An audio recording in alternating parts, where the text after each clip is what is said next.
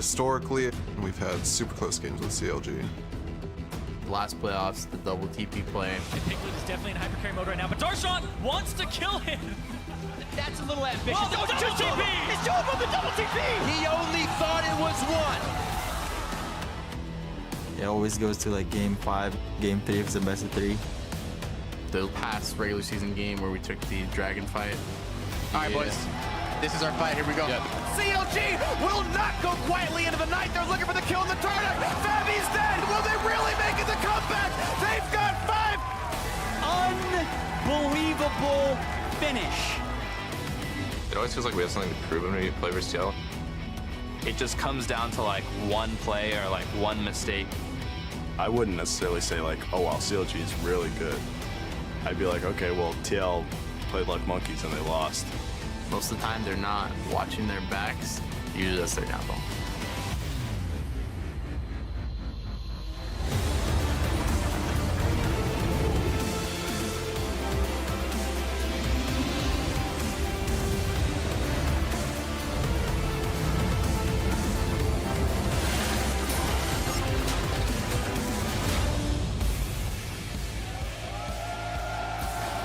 Welcome to Los Angeles, California, where today the North American LCS Summer Playoffs continue live. Today, the North American quarterfinals come to a conclusion as the defending champions, CounterLogic Gaming, look to make their run at a third consecutive league title. Now, earlier today, CLG top laner Darshan is hoping to take them there. He's locked in and ready to go on stage just now, and team captain Afromu is on stage with him, getting set for their match against Liquid. Dardoch on your screens will be roaming the map, looking for ganks, hoping to set up teammate Lorlo for success in today's best of 5. That top lane matchup is going to be a very interesting one. Thank you so much for joining us. I'm James Dash Patterson, accompanied by Mark Zimmerman and Aiden Zyron Moon. It's great to have you both with us to close out our quarterfinals.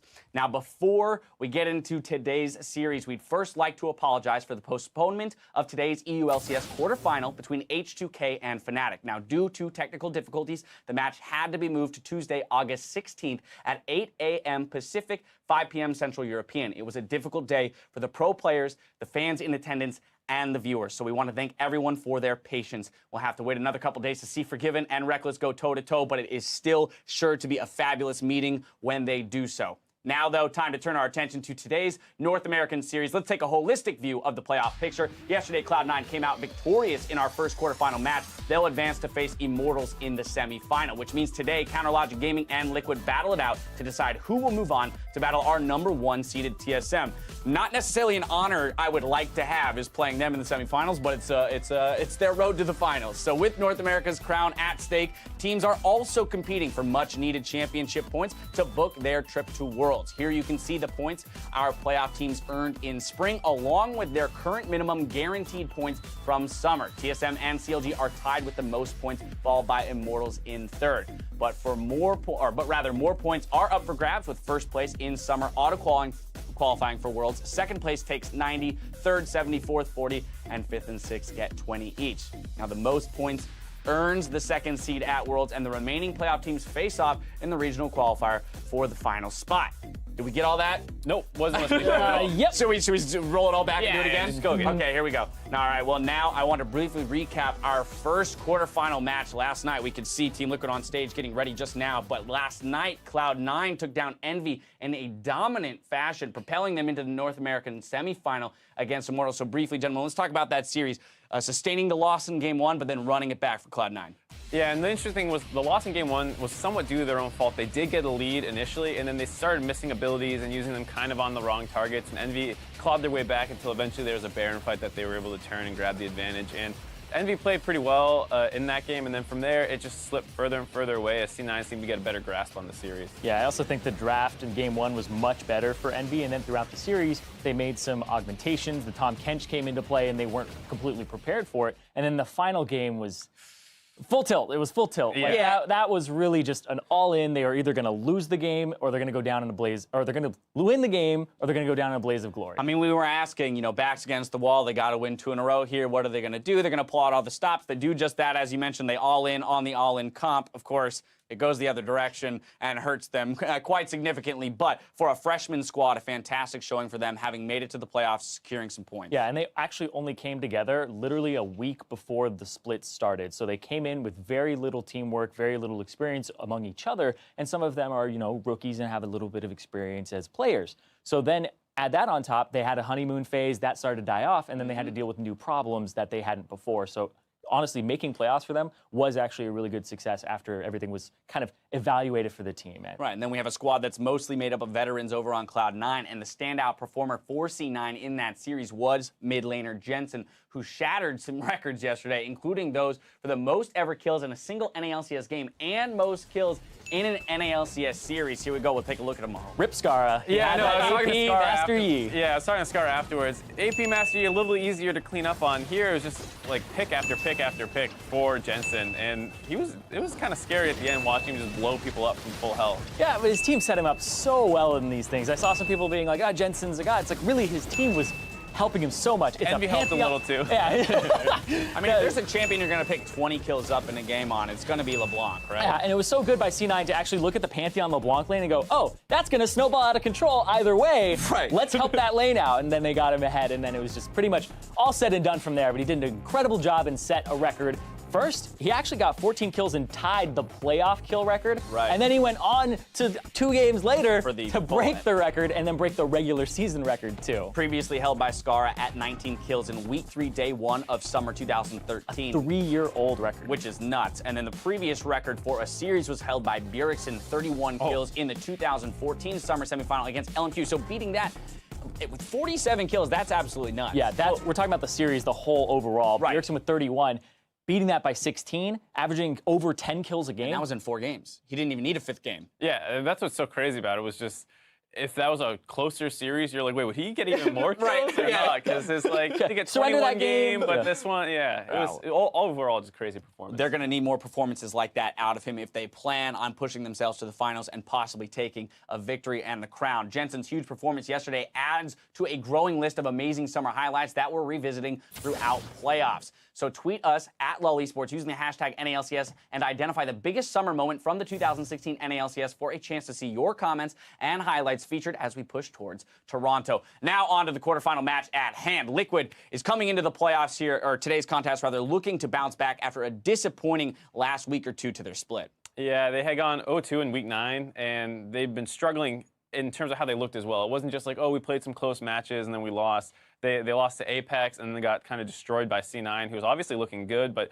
you would think it'd be a lot more competitive than it really was. Yeah, it definitely looked like Liquid, they're an emotional team coming off of an 0-2 week at the end of the split and then having 2 weeks to kind of mull it over, adjust to a new patch. It's like, has this team actually gotten back to center and are they ready for this matchup today? Because it's going to swing either way really hard, I believe. Questions yet to be answered. Now, CLG blew away expectations at the midseason invitational. They came back to NA, though, and they struggled early on in the split. But lately, they've turned a corner, and they're looking a lot better on the second half of their split. The question is, what do we expect to see out of our defending champions? Can they make that run with just a few weeks' time to, re-challenge for a three-peat? I think it's close. What was kind of weird was their season was similar to TL's throughout the whole way, where both started really slow, picked up at the middle point in the season, and then right at the very end started faltering. Yeah, they lost to Apex. They both lost to Apex. So it was a little weird, but I think the thing that CLG has going for them is they get along really, really well, and they work together, and they have this goal where they always have some kind of motto that they're working towards, win everything, or whatever their saying is for that split. And I feel like that gives them a lot of unity in terms of how they approach problems, which you don't see from any other team. Yeah, alignment is very important in a team. If somebody wants to, just win the split, and one person's like, I want to win Worlds, well, one of them is going to be, aiming for a different goal. Right. It's like, how do I achieve that? And of course, the obvious answer is we all have to get along together. We have to be teammates. We have to actually play towards the meta and get better and stuff like that. And I feel like CLG, they do have a little bit of an edge where they kind of, play so many different things. And I think that Zix is incredibly intelligent, and he'd be able to figure out, what's really good on this patch right now. Now, of course, considering the 2 meetings that these teams had throughout the split, CLG did win both of their best of 3s. Now, the second match was a little bit closer, rather razor close, as some people might say. Team Liquid was ahead in all 3 games, but CLG were able to come back and win off a fight at Elder Dragon. Yeah, they were actually, you talked about how CLG won both times they met.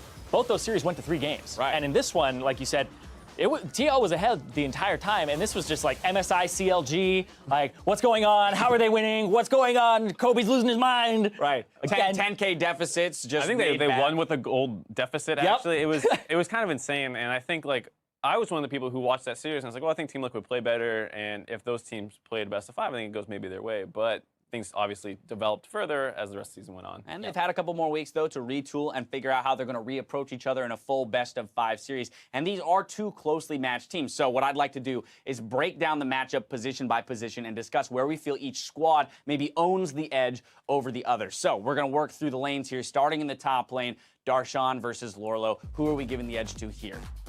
Well, Lorlo. Darshan. No. Yeah, shout over each other. Lorlo. yeah, I'm more right. Let's go ahead and start with Mark. You're choosing Darshan, giving him an edge in the top lane. Why is that? I think this is the closest one. We went back and forth a little bit on it. Darshan has like a little bit low over KD8, and I think makes more mistakes, but I think he also pushes a little bit better from ahead. And when you're stuck in standard lanes, and it's going to be this probably being a very snowballing matchup, they play very similar champions, a lot of Gnar, Aurelia, those kinds of matchups. I think the person who can push further from the lead that they get, because I think it will go back and forth throughout the series, I think we'll be able to take over the game more likely. So that's why I give it to Darshan. All right. Zyrene? For Lorlo, I think he's just been having an incredible split, and in comparison to Darshan's been slumping, and even towards the end where it looked like CLG was picking up, he wasn't quite there just yet. And I give Lorlo the edge for multiple reasons. You know, you're talking about KDA. Lorlo, he plays the meta champions. He has the best KDA in the league on Shen. Also, he has it on Trundle. He's the second best one on Aurelia. So he's really good in lane. And in fact, he actually has the least times that he's been solo killed in lane with 11. Darshan has the most at 28. Well, we're splitting the top lane, and as you mentioned, with the prevalence of standard lanes now, there's going to be even more of a focus on that 1v1 and possible 2v2s with junglers involved. Now, when it comes to the rest of this graphic, you two are mostly aligned with our decisions here, so we're going to auto-populate the rest of this, but I want to kind of ping through all of the matchups here. In the jungle, we've got Dardoch versus Xmithie. You guys are both giving an edge to Dardoch. Why? I mean, I don't think it's too much of a surprise. Dardoch is a very unique player in his aggressiveness and what he can get done on the map. He has far and away like the highest DPM and like gold share among junglers. So, and the kills, obviously. So he's just the kind of player where if he starts getting ahead, he can run a game over. And while Xmithie is very good for CLG in how he helps them, it's just two different style players. Yeah, right? and I feel like Dardoch with standard lanes is going to thrive. I've seen that guy do some really dirty things in standard lanes where he's tower diving, and those are actually kind of his bread and butter from when he first joined the league, was having those turret dives with Matt and getting those early kills. So I feel like he can snowball a lot better. A real clash of styles. We'll see which one wins out today. Moving on to that mid lane matchup, Huhi versus Phoenix. Also giving this one to Phoenix, who has actually stepped up very much in the laning phases in particular this split. Yeah, Phoenix has always been a really good laner, though. We talk about like this split spring, he was also crushing it with really high CS per minute. And honestly, he's really kind of left alone on this team to do his own thing. And in standard lanes, it's once again going to be that whole thing again. I feel like he has the edge. Huhi just isn't that same type of mid laner and falls behind really early. All right, Mark, let's bounce down to the bot lane here. Now we're flipping back over to CLG. This is AD and support together. So the bot laners together, Afromoo and Stixxay, you say have the edge. Right, and it's been a little shaky recently. We've seen some really questionable things out of them in the past couple weeks in standard lanes, but at the end of the day, they do have a bit of a pedigree of being able to step up in big moments, and we know that Afromoo is just such a good leader for CLG and can take over games in terms of his individual play as well as that leadership role he plays. Yeah, and it's also interesting because I was looking at player of the games that we had handed out, and Matt, he was a playmaker, he had the Bard and stuff like that. There's only 5 players in the league who didn't get player of the game, and Matt was one of them. So I expected him to at least come up with something, but he's been kind of invisible this split. Yeah, the way that we've looked at him, and you know, from his inauguration into the LCS was very much that he was supposed to fulfill that role of a shot caller. Maybe that's big lacking Bard here. ulti, stuff like that. Now, the last two categories here, coaching, team, you guys are both in alignment, giving an edge to CLG. Now, within that, I do want to approach your predictions as well for this series. So down the line, starting with Mark, hit me with your predictions here. I'm going to go with CLG. It's very, very close in my mind. I would go 3-2 or 3-1 just because Team Liquid is that kind of tilty, snowball, emotional team. And so I think anything can happen. Right, anything can happen. So I don't know if they'll hold on to have a full 5-game series, and then maybe they do. But I do think that Ziggs has shown that he can abuse teams in drafts over a series. He's done it to TSM when Loco was coaching, so I think he has a little bit of that heads-up advantage, as well as just the fact that we touched on the unity between CLG and the fact that I don't think that they'll get upset at each other over a series where that might happen potentially with TL. Sorry. I have to go the opposite direction here and go with Team Liquid. Right. Because I think that Team Liquid in standard lanes are just way better than CLG. CLG in the league had the highest rate and frequency of lane swapping with 61%, and they won 68% of those games. Right. But in standard lanes, they only won 44% of the time, and they had the worst gold deficit at 10 in standard lanes, going down 400 gold early on. I feel like they were the lane swapping team. They did really well in that, and taking that away from them honestly lowers CLG's power and puts them in situations where when they're in a slump, they get abused more. So the question then is, can CLG weather that laning storm, right? Can they survive through the early pressure presented by Dardoch as well as the individual prowess of the Team Liquid laners and then use that to get a team victory? Yeah, and like they've done things like that before, right? We've seen them win with 10K gold deficits. Like the team, it's honestly, they can come back. But I feel like Team Liquid with so much momentum, if they win game one, they're going to win the whole thing. All right, well, the desk is split 1-1 here when it comes to our best-of-5 series, our final quarterfinal here in North America. That best-of-5 series is about to get underway. But first, a reminder that NALCS 2 will be live throughout the series with a special focus on the junglers. Follow Xmithy and Dardoch prowling between the lanes and enjoy expert jungle commentary provided by Jat, Crumbs, and I Will Dominate. Now, teams are making their final preparations on stage, so let's head to the casters. And as we go, Stixxay shares what this quarterfinal match means for CLG. The quarterfinals match versus Team Liquid is pretty important for us because last split we played them in the semifinals, and the game came down to game 5 where it was essentially one play that won us the game. So it was super, super close. So obviously, every time we play TL, we played them twice the split and we 2-0'd them. So it's like, it always feels like we have something to prove when we play versus TL, and especially when it's in like a best of series, it's going to be a lot more important. Well, Stixxay, we're going to have to see. Thank you for joining us in the battle arena. I'm Julian Pastry Time Carr.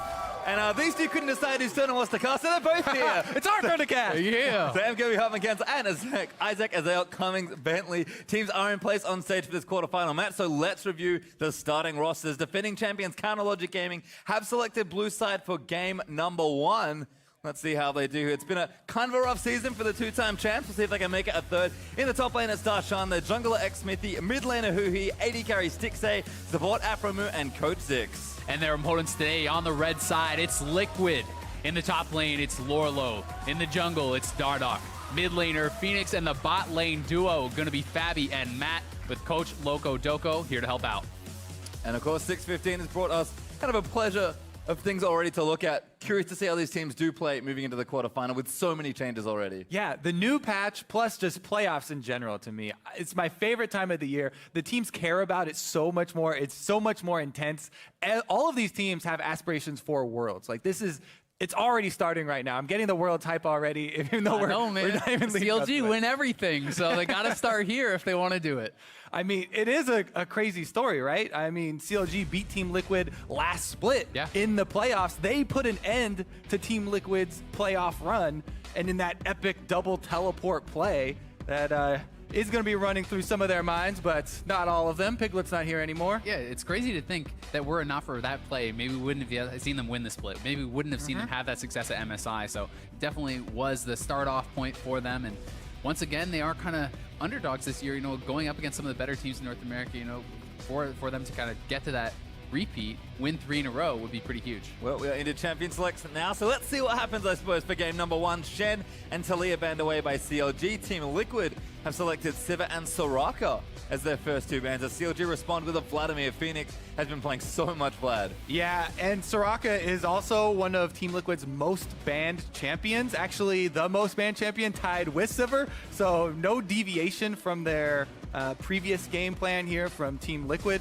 trying to ban out the bottom lane of Counter Logic Gaming, which I believe is one of Counter Logic Gaming's biggest assets in this matchup. Fabi and Matt, they talked about it a little bit on the desk. They have been having sort of a rough split here towards the end of the split, even though right when they came in, there was a big boost to confidence and boost to team morale as well.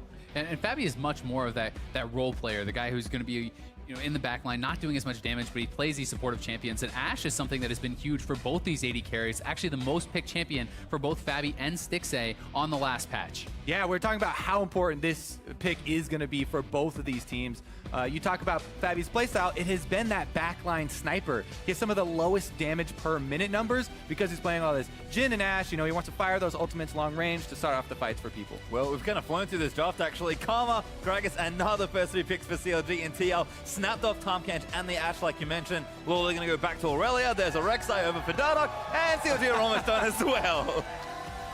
This top lane matchup is going to be so important. One of the most played champions for Lorlo has been this Aurelia. It has the advantage in the matchup against Darshan, but Darshan has been comfortable picking it. And it's crazy because the last time these two teams played in Week 8 in the regular season, Darshan was blind picking the Gnar, and he was getting counterpicked by the Aurelia there of Lorlo. Lorlo, he had some success in the 1 versus 1. Sometimes he dove too far and, you know, died to the turret trying to kill Darshan. It was really back and forth between those two guys. And we'll see if the nerves have calmed down in this game, because game number 1 of this best of 3 is going to be so important for momentum. Absolutely massive. And I'm excited to see how this Tahm Kench is going to be played. It's something that we saw a lot yesterday from C9. You know, the rotations with this Tahm Kench, shove in your opponents with the Ashe early in the game, make rotations. Yeah, Ashe Arrow to stun someone, Tahm Kench, then you show up. It's like the old Season 1 Ashe Arrow and teleport next to him. Very good pick opportunities here. And with Lorlo on that Aurelia, if he does get the lead versus Darshan and the Gnar and has that kill pressure, that will open up the map here for Team Liquid. Oh my goodness, very quick bans here. Yeah, we've LeBlanc for Phoenix. Actually finished the draft already. Syndra, Jing with the last picks for CLG, starting to see Syndra in particular pick up. And Phoenix says, all right, come at me. I'll pick an assassin as well. I absolutely love this matchup because Syndra does have, you know, the knockback or even if you get the ball down in time, a stun to stop the damage from LeBlanc's distortion. But there's kill pressure on both sides, and it's actually really fun to see if they decide to build fully offensively or rush for the magic resistance and try and clear. It's going to be a lot of pressure on the junglers. Which lane do you go to with these assassins in the mid lane that could really snowball? If Syndra gets too far ahead, you simply press your ultimate on LeBlanc, LeBlanc dies, and vice versa. And there's also this matchup that can be very heavily tilted in the top lane, so a lot of pressure here early on to Smithy, to Dardoch. Where are they going to go? Well, I love it. The opening draft's very solid for both teams here, and potential some explosive action, particularly in the mid lane. Feels like the teams kind of knew what they wanted coming into the first game. That's very common. Preparation's been on point for both sides, but the play, of course, is going to determine how that works out. So I guess we'll find out as we begin this best of 5. Get online and share your predictions on Twitter. Join the conversation using the hashtag CLGWin or the hashtag TLWin, and we'll monitor that and bring you the results of the poll throughout the show. We're expecting it to be a pretty long series. I guess we'll find out here as we move into game number 1. Yeah, very exciting moving into this. I mean, both of these teams have had very tumultuous summer splits. That's why they've ended up, you know, number 4 and number 5 right next to each other. Talked about a little bit with CLG coming off their highs of MSI and international play. In the regional play, they have struggled, as well as Team Liquid, you know, changing up players. Huhi's going to be going with the Ignite here on Syndra. Phoenix is playing with that TP, so the potential to kind of go more for that split push type game later on. There are so many things to set up here because Champions Left went so quickly. Yeah. With the setup here, both bottom lanes do have so much utility, and they can start off fights on either side.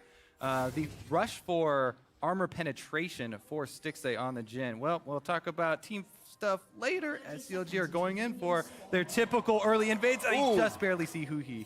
I mean, that's team stuff. CLG invading as a team there with 3 members, but was spotted there by Phoenix, who he barely envisioned.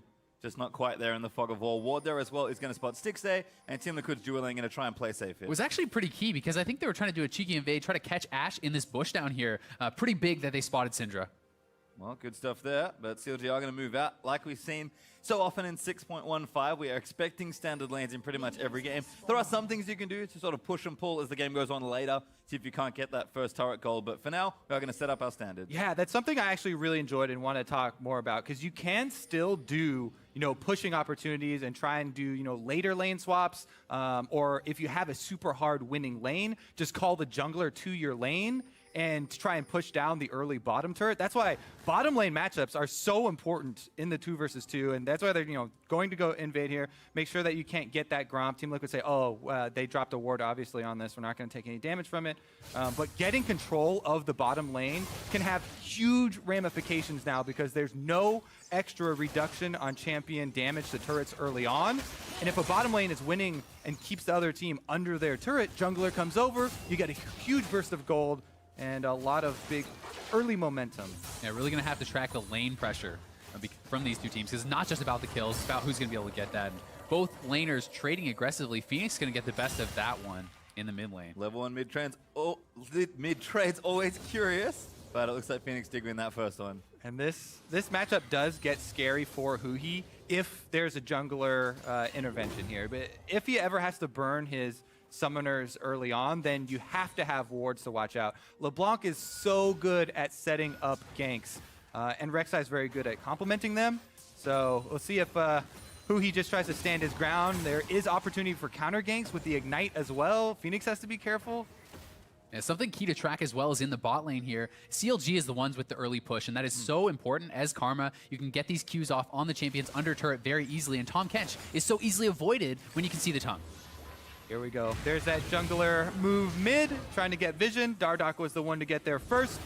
Rewarded with about 200 HP off of Smithy, and he will establish dominance around that mid lane. He's actually kind of hanging around, perhaps wants to ward him off that red buff. Damage in there onto Huhi though. Phoenix able to chunk him out. Dardoch though spotted by a ward. Might be looking for a dive here. Yeah, Huhi was actually placing that ward. Yeah. That's how he got chunked out. That should be communicated to Dardoch so he doesn't waste any more time. But you can see the chain of events here. Jungler establishes dominance where Dardoch gets the health off of Xmithie. Then that allows Phoenix to go aggressive. His assassin in the mid lane gets a little bit of chunk off of Huhi as well. These are very small things as they didn't result in much gold at the moment, but small pieces of control do start to snowball the matchup. It's all interconnected, right? Because Afro had to come up and help his jungler because his jungler got chunked out, which means Stixxay has to CS under turret, which means they give up their pressure there. So everything here is making a big difference. And the Frog at home, back in the bushes here, in the weeds. That's exactly where he wants to be. You don't get shot is the biggest part of it, but you can also get off those tongue lashes and try and work with Ashe's kind of lane control and early shove that she does have a bit over Jhin.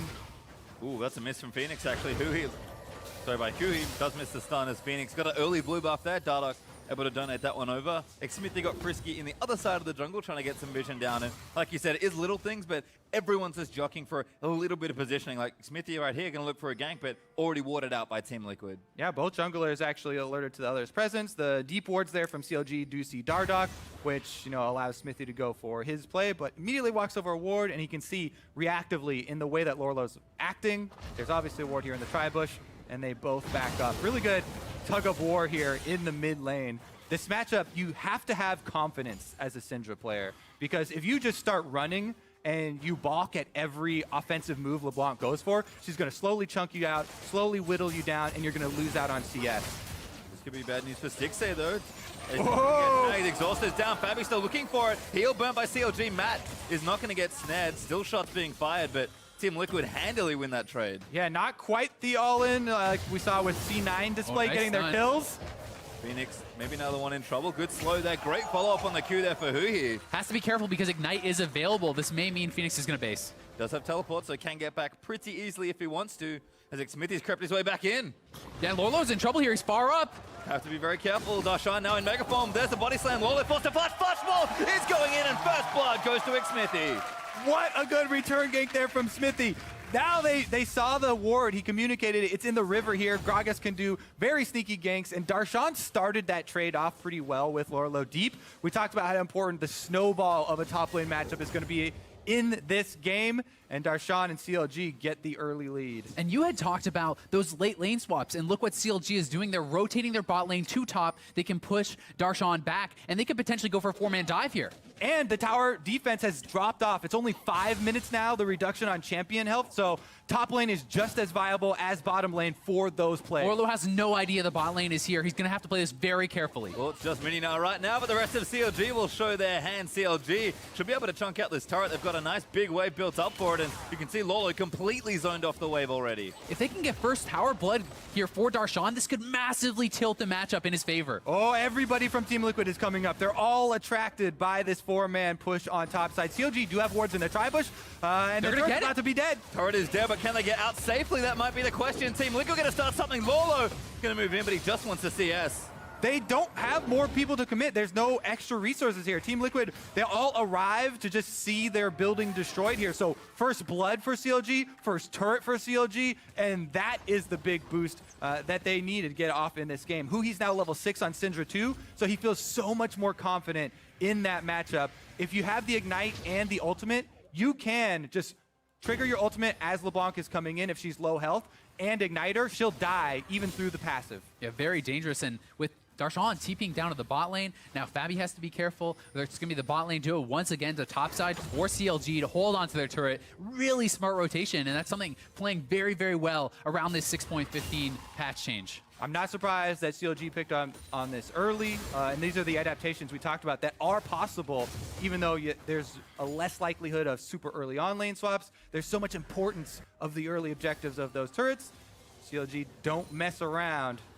See if they can actually use that, though, to snowball this game. A lot of credit to the coaching as well. Guys talked about it on the desk that gave the edge to Zix in that coaching matchup, and this is a strategical thing. This is something that they have planned out. It's pre-orchestrated, and it worked out big time. And you can see the lead they've got as a result of it. 1,500 gold up already. CLG up that first kill and that first tower. Things looking great so far. Huhi now going to get himself the blue buff, and CLG are going to hold in some inverted lanes for now, because you know what? Maybe they just don't feel like going for the Ocean Drake.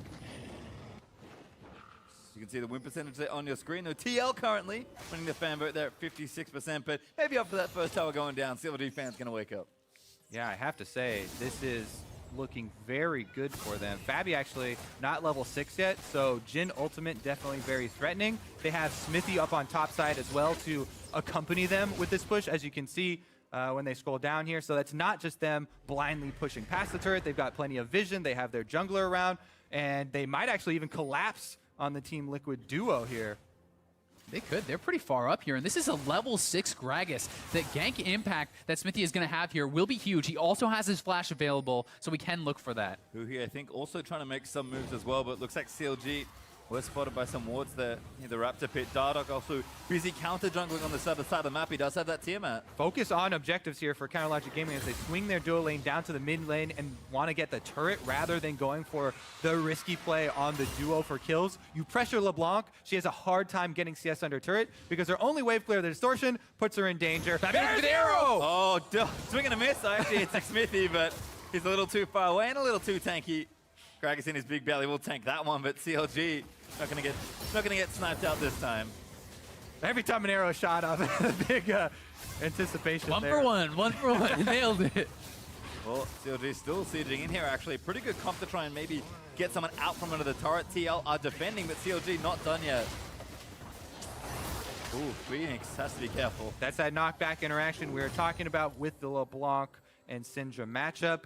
And as we calm down here a little bit and CLG kind of sit on their lead and supplant their control, you can see their wards moving into the Team Liquid jungle. This does not bode well for a Team Liquid team that has been one of the most emotional and snowbally teams in the LCS that we have ever seen.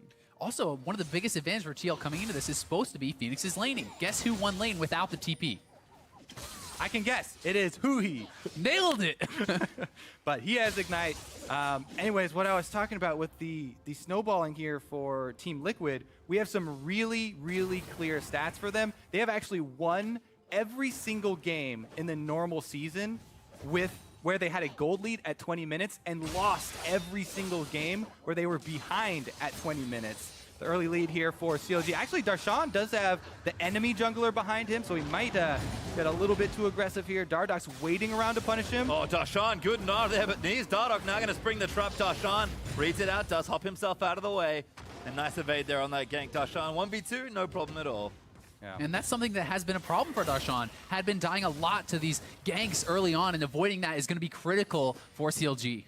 Yeah, he actually has the most deaths for a top laner in 1 versus X being more than 1 enemies for any North American top laner. Phoenix Still with that blue buff, but really just trying to shake off some of the pressure. You can see when one of these champions in mid does get an advantage, how simple it can be to convert. I mean, Syndra, very straightforward as far as comboing he goes. Phoenix, if he's going to get bursted out, he knows that he can't really do anything 1v1. And CLG aren't even just bringing him anymore. They're continuing to chunk out Phoenix and try and siege up the turret again, perhaps. Another critical level 6 reached here for TL as Tahm Kench hits that 6, and they're going to have to watch out for the rotations. With this ultimate, it's very, very strong. Yeah, I do think that if you're looking at it from Team Liquid's perspective, this is what they have to put everything on. An arrow, a Tahm Kench ultimate, catching someone off guard, right? They've got a LeBlanc. They have to pick people, right? They want to split the map. Lorlo, allow him to try and split push on the Aurelia. The only problem for him now is he's behind in the Trinity Force race. The Frozen Mallet's already done for Darshan, so Darshan feels really confident at this moment in the 1 versus 1. And it's going to be critical for Lorlo to not give up too much ground at this item break point, because if you start getting too far ahead with this Frozen Mallet, you could just chase someone down and kill him. Team Liquid, though, they are trying to play to They're going for their pick. The arrow does miss. Not good news there, but Afro and 6 can still be in trouble. Matt going to ride Dardock in, but Jim maybe going to turn it around. Matt, he gets chunked. They committed the teleport for that play, too. And Hui's in! Oh, Cindy! Next to get Phoenix up under the turret. The Ignite there. Hui flashes forward and gets it. Just what I talked about, standing your ground in the LeBlanc Syndra matchup. He hits the stun, he hits the ultimate, and the Ignite flashes over even to make sure he gets the kill. Such a confident play there. Full committal from both players. Flash is blown. They get the kill. They're going to look to try to get more. And Hui and X-Smithy starting to really play well together. Now Darshan, he's chasing Lolo. Frozen Melt's going to make this a real rough time for Aurelia. Lolo forced to flash up, but Darshan going to keep chasing. Hops forward, needs a few more autos. Oh, doesn't proc the Hyper, but the heal is barely going to keep him alive. But it's the mid lane turret, the bigger goal here, and the ultimate pop by 6A. Oh, there's tag Matt. I think he's still got someone in his mouth. No, he did spit out Lolo already. Puts up the shield, keeps himself safe, but CLG going to get mid-turret. All right, Team Liquid needs some in-game leadership right now. They need to not tilt. Everyone is talking about how, oh, this team is so emotional, this team is so snowball, you know, the gold league stats and everything. They need some in-game leadership to refocus, because the game is still recoverable, but the history of this team is that they have had a very difficult time coming back from things like that. And especially with the comp that they're running, it makes it very difficult. So they just have to focus and, you know, try and go for those picks and hopefully, you know, pick someone from CLG off, because right now CLG are running away with it. And here we have it once again. Hui throws the ultimate, anticipates him, Wing back to his clone. He lands the stun, flashes over, full committal. It's so good because you pop the ultimate first with Syndra to get all the balls on the ground. Then it doesn't matter where LeBlanc source back to. There's balls flying in almost all directions. Balls everywhere, Kobe. He's going to hit him. You pop the Ignite, and the flash over was just icing on the cake to make sure he got it. But man, we'll see if the Infernal Drake coming up too. That actually bodes very well for Counter Logic Gaming, one of the best snowballing Drakes. Team Liquid, though, trying to get something back right now. This is good for them to try and get some global gold, get back in this game. Yeah, CLG did take the Ocean Drake, so TL, I guess, effectively trading for the objective. Team Liquid would love a bit of gold. They will get some here as they claim the top outer turret, but CLG still up in turrets, gold and objective. Yeah, it is smart for Team Liquid, knowing they're behind, to try and trade objectives rather than going for more fights, knowing that they have this deficit that they're trying to work with here. Yeah, and CLG is trying to respond, already moving down to the bot side, clearing out vision, and they know there's no TPs up, so they're going to be able to likely get a lot of damage down on this turret. Well, Afro and 6A doing work already. X-Smithy also making sure he keeps control of this quadrant of the map, who he's going to rotate over and look to steal away this blue buff here to be able to get it as he picks it up, but Matt, he wants it. Going to try and port them in, but Afro and 6A already a little too far away. They're coming down. TP's coming in from Darshan. They want to dive. Could be a dive here. Smithy's caught Dardock in. Nars also made his way around the other side. Ulti out. They're going to actually put Fabi in a whole horrible position. Darshan able to claim him as Mac. TP was cancelled. His tower. He's going to go down as well. The tower's going to fall, and CLG get it all. Yeah, it's going to get worse and worse for Team Liquid, because we said they've got this pick comp. The picks are turning around on them, and they're losing a lot of ground. That's another turret for CLG. Not only do they die there, but they use their pick abilities. Ash Arrow down. Tahm Kench, ultimate is down, and the TP got used from Lorlo. Oh, Phoenix now a little too far forward. Does get himself out from under the deadly flourish of 6A. CLG are going to pull away from this push for now, but damage is done. It just feels relentless from CLG. They have a game plan, and they're executing it so well. This really speaks to their preparation. All right, let's take a look at this. They started off with the Tom Kench here. Ash Arrow was not used first. Usually it's the Ash Arrow into the Tom Kench ult, but regardless, they're outnumbered at this point anyway. Wouldn't have helped them. Fabi gets popped here under the turret, and Counter Logic Gaming just clean up. This is going to snowball pretty quickly. And Lorlo's TP there was so late that there was actually no chance for him to join in. He would have had to do it a lot quicker as soon as Darshan started TPing. Ooh, Smithy. This is Dardok twice there, but still going to chase him down. Oh, Phoenix now forced to get out of the way. Syndra ulti burnt, Phoenix chunked out. And this is what can happen if you do start to get ahead, or even if you're not. You can just use the Syndra ultimate as a way to force Phoenix out of the fight. Push him back. Well, effective use there as Team Liquid maybe getting caught on their red side jungle. CLG looking for it.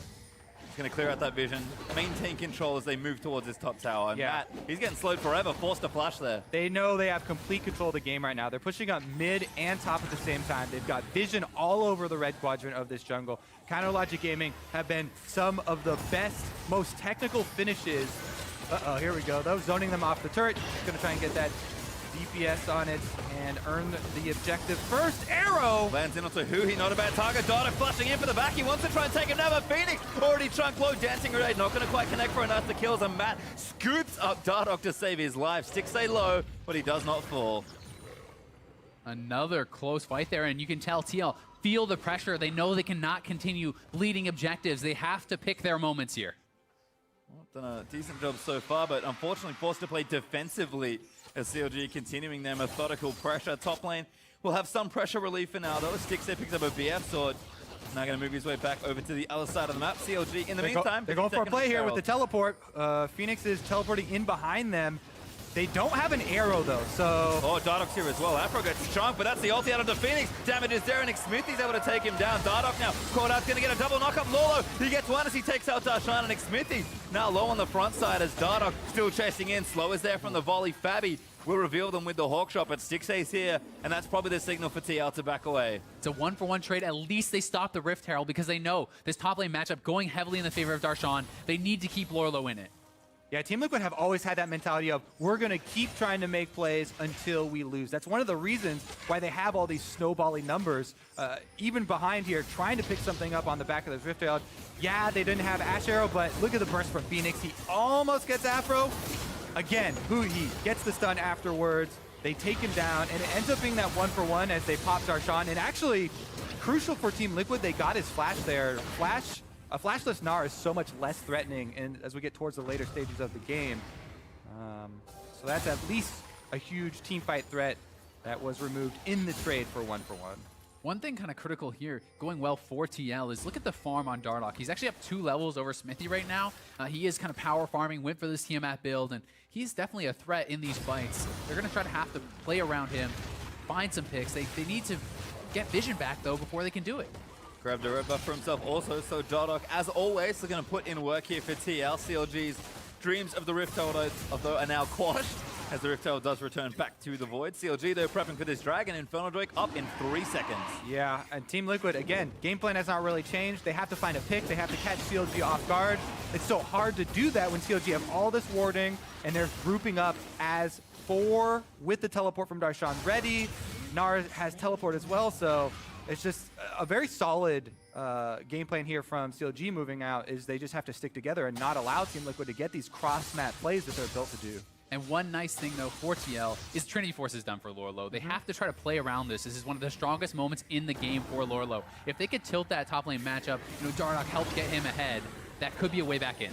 Well, not much of a 1v1 lately. CLG have been sticking together. Looks like another blue buff is going to get donated over. Afro on the top, clearing out a pink ward. Huhi going to move in to steal this away. And the push is starting now on the tier 2 side. Lorlo going to have to push the wave and rejoin his team.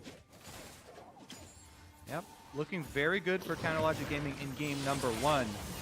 It has not been the story for their whole season. All right, here comes another ult to zone off the turret. They're just trying to get that poke damage while they take the objective here. Oh my God, he's died! What? There are 3 people in front of him. Nobody blocked it? Got sniped by a W. Stixxay. Team on point today with the bullets, and the team is left Fabi to die as CLG claim the tier 2 and looking for more now. Might break the base on the bottom side because Fabi's dead for 15 more seconds.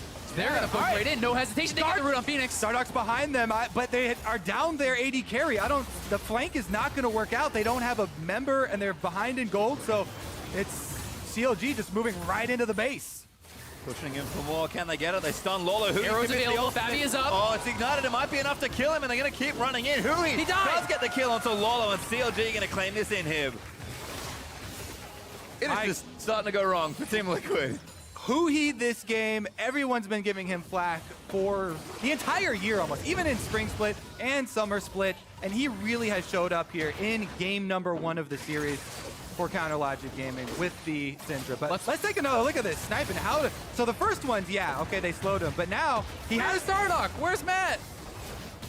That wasn't even an ult shot. That was a max range W from Stixay. And my goodness, Stixay on the Jhin has been sniping everyone. The wheels are coming off, Kobe. Is it's a that's a filter. Yeah, I know. We talked about that's why so much importance was put on the first game of this match because of Team Liquid's tendencies. But like we said, they need to focus themselves and not let what has happened previously happen to them in this series. This is just game number 1. Base check. Dardock slammed into the wall. Deadly Flow's going to snipe him in. Darshan hits the arrow from Fabi. Now maybe caught out. Darshan a little low, but CLG are going to brute force it. Dardock dies there as Lolo is already diving into the backline, stunned in by Scatter the Weak as Matt scoops him up with his tongue and poops him over the edge. But I'm not sure that's enough for Matt. He now has to flash it. Smithy follows in with a body slam, buffers it in, and Matt going to pop that shield, but he's probably not going to last the night as Phoenix trying to get a pick on the other side. Smithy eventually is going to take one down. Phoenix does trade in, but the Dust Blade is just going to destroy poor Lolo. Phoenix dives back in, gets him done a triple kill. Maybe just turn that around. And they underestimate Phoenix on this side, making a huge play for his team, battling back with the triple kill there, trying to keep TL alive. Problem is, there are minions bottom lane that are pushing towards a Nexus turret, so they have to clear those out. And CLG, they're left with a bit of control here in the mid. Look, the super minions double stacked up there. They both buff each other, makes them incredibly hard to clear, and that means they're going to lose a turret after the 3-for-3 trade. So it ends up not even being an even traded fight. And Counter Logic Gaming, once again, come away with more. Team Liquid, though. He wants it. Matt actually does not get stunned. Dardock going to flash under Hui and knock him up there. Teleport's in as well. TL going to try and join them all forces together. Hui now forced to run away, and Lola, he wants a kill. He does get the shot down. And now Smithy chased in. Going to get snared up there by Phoenix, and he can't run. That's going to be another kill for Phoenix. What can they do with this, though? It's a risky play to go for Baron, but the options are quickly running out for Team Liquid, so they might just do something desperate. They could go for it. They could also look to set up a pick with Phoenix. Now having 2 items completed, he is at a pretty strong point, and people are going to have to start showing some respect to this LeBlanc. We talked about it. Team Liquid, definitely a team that plays fast and loose no matter the situation. Showing some discipline here, actually. Not rushing straight for the Baron. 3 members of CLG were up, and they kind of have other problems here in the bottom lane. But Team Liquid know that if they are going to win this game, they need to play it a little slow, and they can't afford to do this. Dardock going to get forced off the red. It's greedy. He wants it. He will get it. Lucky to be alive at the end of it.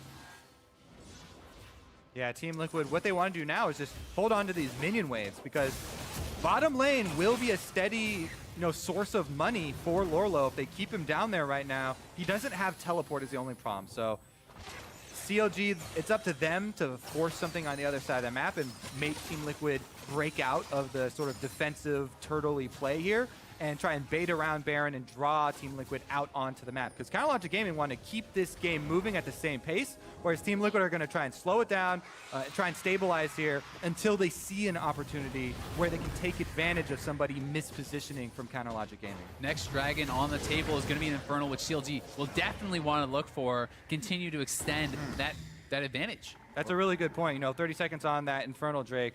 That will be a huge deal in CLG continuing to snowball the game. They're actually making sure they have complete control around the Baron area. Team Liquid, definitely a bad idea to try and face check. You can see CLG setting up for something. Phoenix is going to get chunked out there.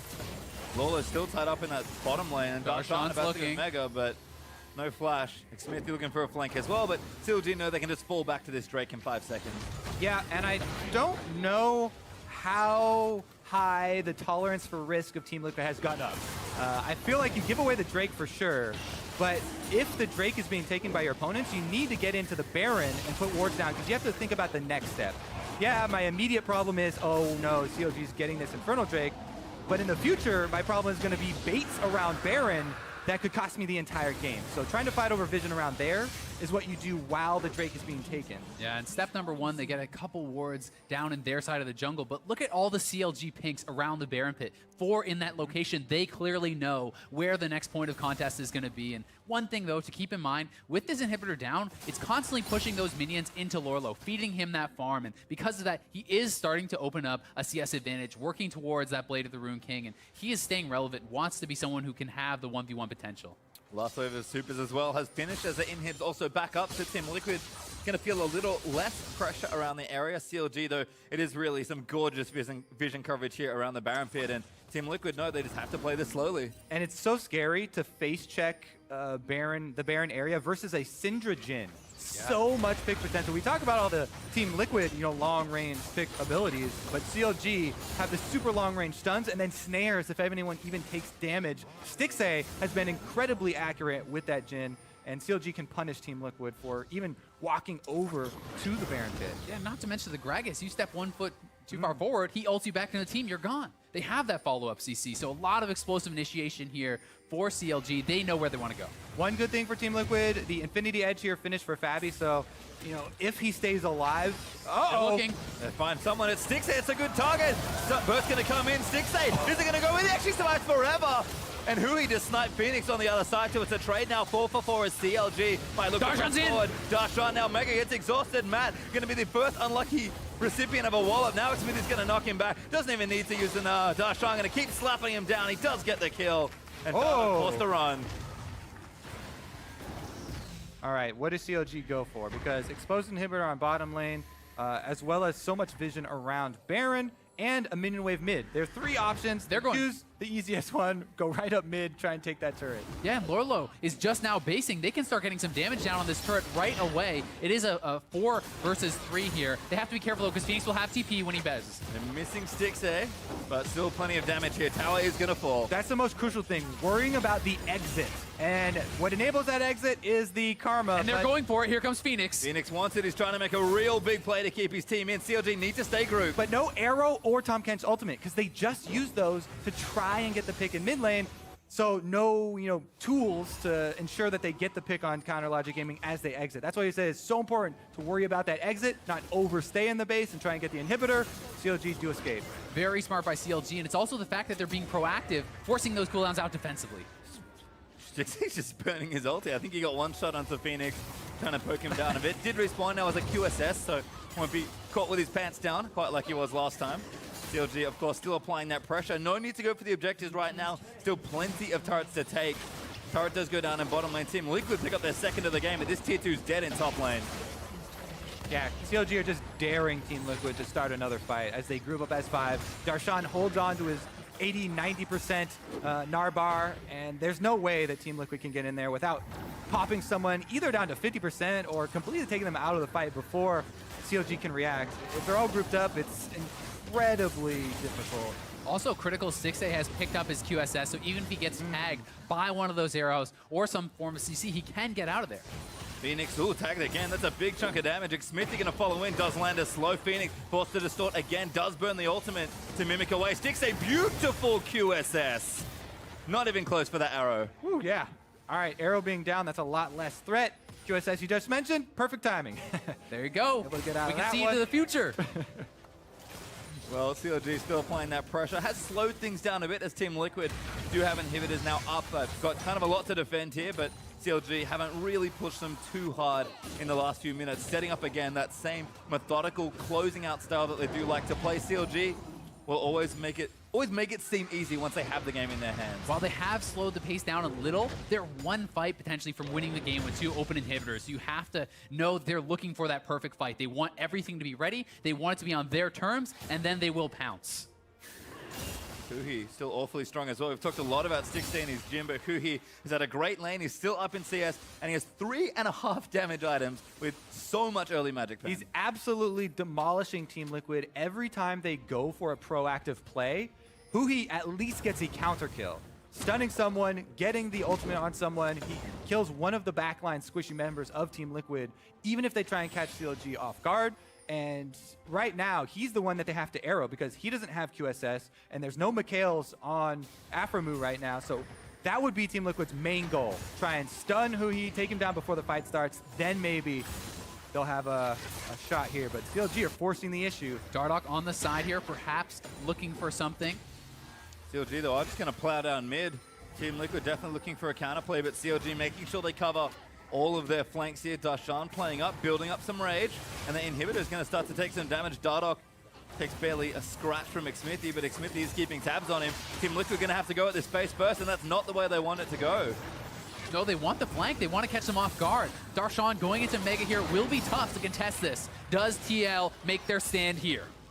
We'll have to see. CLG going to chunk out the turret. Looks like no is the answer to that question. One more auto he's going to do it as Darshan barely turns around to get it. As you said, they're trying to wait out the Mega Gnar. They don't really have a chance. Arrow goes in. Mega Gnar's down. He's getting chunked, but it's not enough. Stickstay moving forward. Dustblade down onto Matt's going to deal some damage there to the Tom Kench. CLG slow down Dardoch with a frozen mallet. Ulti out there from Stickstay, going to look to make some shots, but everything's going wide. Dardoch ducks and leaves out of the way, eaten by Matt just to make sure, but CLG is still down bottom lane now. The initiation tool is down. Ashera was used. They got nothing. It's going to mean a second inhibitor, and CLG are cracking the base.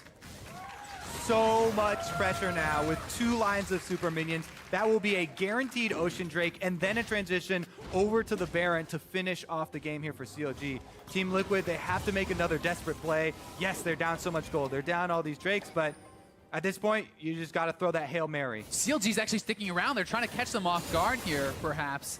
Now looking to shove this in and maybe hoping someone's going to come collect the wave. Yeah, we have seen some crazy stuff before where if there's a lack of vision, then some teams have been able to pull crazy stuff where, other team is going to check Baron and they're out for too long and you rush through to the Nexus, but CLG don't have to take that risk. This is game number 1 of a playoff series. No need to jump all the way into the base, just poke around a little bit, see if they come, and now they're going to try and force a team fight where they really do have the advantage. Dardoch with a nice smite on the scuttle does give them an advantage here if they want to try to fight this, but Darshan is on the backside. He's almost Mega. They have to be careful about this. Building up rage. Dardoch goes in, but he gets stopped by Xmithy. Huhi stuns 2 in the backline, and Darshan still coming in. Great ult there from Gragas as Hui's getting low. Phoenix does manage to take him down, but he is going to get the counter kill onto Phoenix. CLG still fighting forward. Lolo low. 2-man ulti from Darshan's going to seal the fate of 2 more members of TL and Fabi. I don't know if he can get away from this. They can continue to chase. Jin ulti's up, and if he goes down, it could mean the game. Everything's as both inhibitors are down. Doesn't matter. Stickstay with the last bullet for the snipe, and CLG going to pounce forward for the win. They draw Team Liquid out of the base, kill them in the river, and then they push forward to the Nexus. I mean, you got to get there to be in the picture at the end of the game. Maximum efficiency. The towers are going to start them out. Dardoch can't do anything to defend, and CLG will claim the first game in this best of 5 versus Team Liquid. What an incredible game 1 from CLG. It's just amazing, but TL trying to hold on here. I mean, looks like it's not going to happen. He's going to do what he can, but the Dustblade's done. The Nexus needs 1 more shot. Xmithy going to bop it down, and CLG will claim the first Nexus of the series. Such an incredible game plan from CLG. Everything about this spoke to their preparation. From the rotation top lane, after that first kill on Lorlo, they go back, they get that turret first blood, and that really propelled them to a big gold lead. That was crisp. Such a clean game from CLG, more than anything else. You mentioned it. Every lane was winning. All the macro play just seemed like they were on top of it. Like, CLG put nary a foot wrong there in the game. Yeah, I think the most surprising thing is that Phoenix, with the counter pick mid lane, Huhi was the bigger influence in this game. Yeah, Phoenix did have some good picks off later in the game, but man, surprising a lot of people here, holding his own, doing more than holding his own. Huge amount of control for them in the mid lane. He was a hero in a lot of these fights. Even when Stickstay gets caught by the arrow, that could have been massive for TL, but Huhi makes it a 1-for-1 trade. He kills Phoenix off instantly when he goes in for their AD carry. Well, now to go over the defending champions' dominant game 1 victory, here's Dash and the gang back at the analyst desk.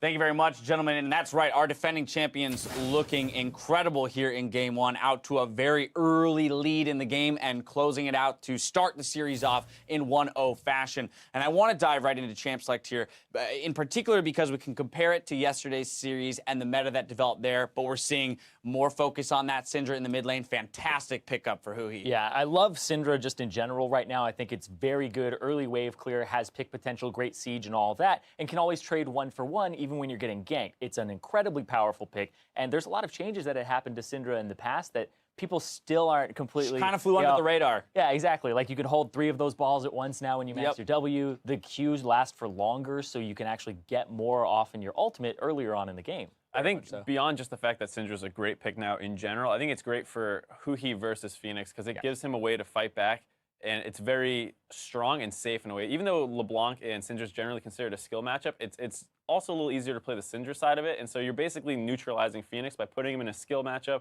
that is very hard for him to like take over the game with because LeBlanc has to keep making those insane picks. That's just kind of hard to do. Whereas Syndra just sits back, shoots E's, and worst case scenario trades. Like stops your damage. I also thought that they intelligently drafted that Karma first as a flex pick towards the mid lane, and we were discussing both yesterday and today. We're still trying, you know, as analysts to figure out what exactly is the counter pick to Syndra, what would be your response. And Karma has been thrown around, but CLG smartly denying that away, saying that if anything, you will have to opt into this assassin skill matchup.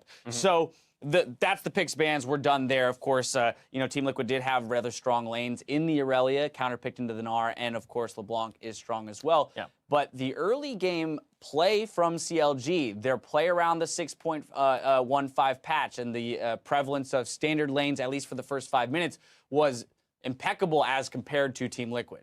Yeah, I like the early game kill that ended up happening in the top lane with the gank, the return gank as well, and going through the ward and knowing where the position was. But see, Dardoch was there, and then he's like, okay. He sniffed it out, but it just came in a little bit later than they thought, so he'd already backed out, and Smithy's able to get the first blood. And then the rotation afterwards is what's really the highlight of this play, because it just shows an understanding of the patch. Absolutely beautiful. And Lorlo's only that far up because Dardoch's right behind him. It's that moment where he's got, hey, I got your back, hey, you can push up. But this is where things go different. You can see that bottom lane, Jhin and Karma are both coming up to the top side. They had been shoved out of the bottom lane and lost to trade. And this is that 6-minute timing window where 5 minutes, fortification on top turret went down, lane swap your AD carry support and keep your jungler topside. He can't know this is happening. You don't have deep wards. You don't have any of that stuff.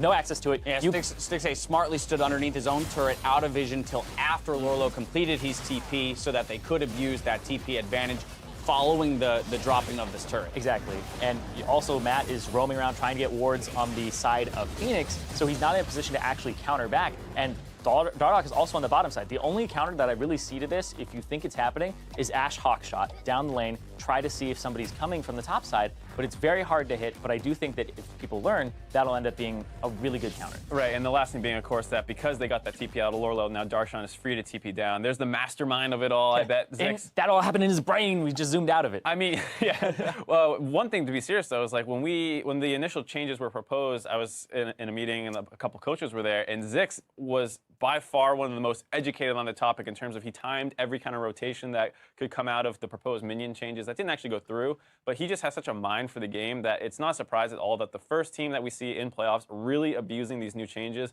in a way that gets his team an advantage is CLG, and with him leading it. Yeah, the rotations off of the cannon minions, because they're a little bit staggered by like 15, 16 seconds because of the fact that mid is a little bit shorter, so that one will reach the tier 2 first. That one goes down, then you go to the top side. That one's now hitting that turret, and you can keep going back and forth like that. And that's how we saw them start closing out their lead and got all those outer turrets so early on. Right, a little bit too early on potentially. Yeah, that's the question. Like 21-minute inhibitor, you can't really pressure Baron just yet. Like I think they got an Infernal Drake off of that pressure, and that's really what they got from that bottom inhib. Right. But there were some times where comeback potential was a little bit possible. Right, I love this point though about the fact that CLG looking the most practiced on this new patch here out of the 4 teams that we've seen so far in the quarterfinals. Moving ahead though, because that's not the only way they established advantages. They still have the ability to move around the map and create turret dives, much like they did before this this new patch. So our next replay comes 15.5 minutes into the game around the bot turret. It's going to be a 2-for-0 in favor of CLG.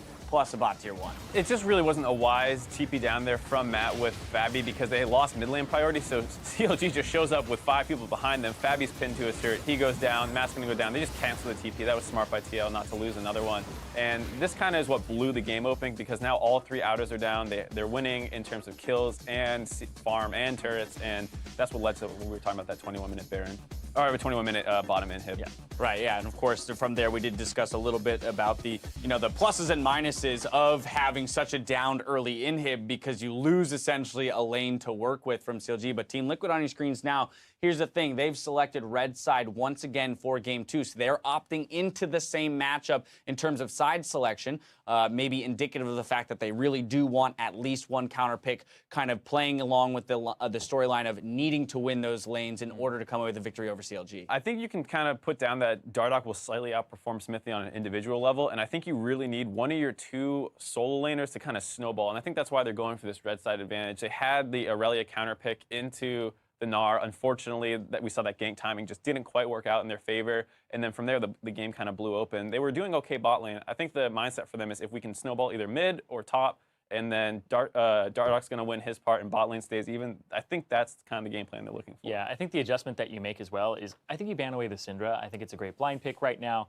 Maybe even just I think leaving Sivir up is a possibility because you can play a lot of things in the 2-on-2 into Sivir. It's just don't let her get to late game, right? Right. So Yeah. they're going to have to rethink their pick and ban a little bit, especially the bans. Very much so, but maybe relying on those individual laners, those solo laners in Lorelo and Phoenix to come away with the victory today. We're taking a quick break, but join us on the other side for Game 2 of the North American LCS quarterfinal between CLG and Liquid. We'll be right back.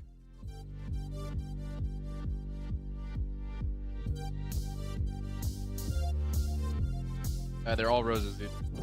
Look at that! Look at that fucking unity. That's why they lose? Yep. That's what TL stands for, actually.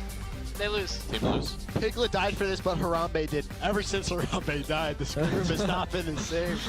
Wait, Hui's in! Oh, Sydney! Next to get Phoenix up under the turret. The Ignite there. Hui flashes forward and gets it. Coming. I'll be there soon.